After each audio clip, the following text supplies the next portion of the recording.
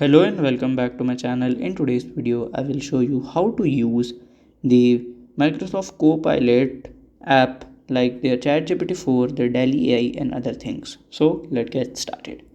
So first of all, you have to download the Copilot app provided by the Microsoft. Then open it. Okay. So here you have to log in with the Microsoft ID. Just log in. Then after that, to use your ChatGPT-4, click on here, scroll down, click on here at this option. It will turn on automatically. And if you want to create a photo, just click on here, click on new topic.